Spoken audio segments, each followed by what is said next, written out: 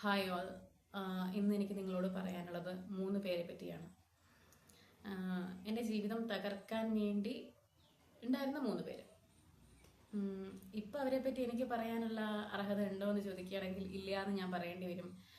കാരണം now they are not influencing me. Almost I am free from them. Almost തന്നെ പറയാൻ പറ്റൂ, completely ആയിട്ടില്ല. അതിലൊരാൾ ഇപ്പോഴും എന്നെ നന്നായി ശല്യം ചെയ്യുന്നുണ്ട്. ഞാനിപ്പോൾ ഇവരെ പറ്റി പറയുമ്പോൾ ചിലപ്പോൾ നിങ്ങൾക്കും റിലേറ്റ് ചെയ്യാൻ പറ്റുന്നുണ്ടായിരിക്കും. ചിലപ്പോൾ ഇവർ തന്നെ ആയിരിക്കാം, അല്ലെങ്കിൽ ഇതേപോലെ മറ്റു പലരും ആയിരിക്കാം. എനിവേ, എന്നോട് പലരും അവരുടെ പ്രശ്നങ്ങൾ എന്നോട് പറയുന്ന സമയത്ത് എനിക്ക് മുൻപ് കൺസോൾ ചെയ്യാൻ കഴിയുന്നുണ്ടായിരുന്നില്ല.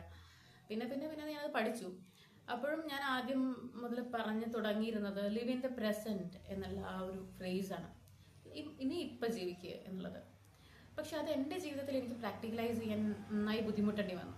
അത് എന്നെ മെഡിറ്റേഷൻ, അതുപോലെയുള്ള ബുക്സ്, പിന്നെ എൻ്റെ എൻഗേജ്മെൻറ്റ്സ്, അതെല്ലാം എന്നെ ഹെൽപ്പ് ചെയ്തിട്ടുണ്ട് ആ ഒരു സംഭവം എൻ്റെ ജീവിതത്തിൽ ഇംപ്ലിമെൻറ്റ് ചെയ്യാൻ വേണ്ടിയിട്ട്.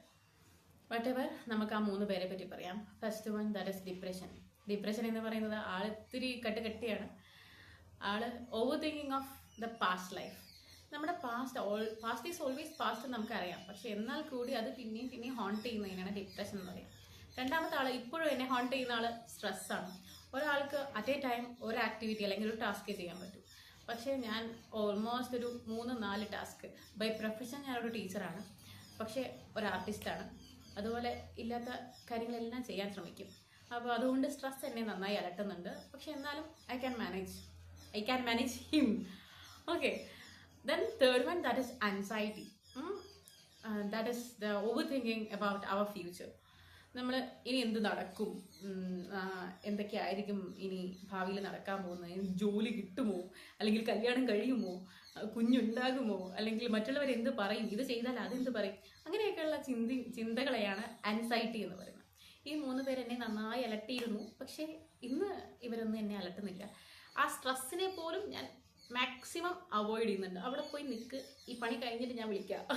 പക്ഷെ ചില സമയത്ത് ആ വിളിക്കാൻ ആൾ നിൽക്കാറില്ല. ആൾ നേരെ വന്ന് കയറാറുണ്ട് ദേഹത്ത്. But still I am happy.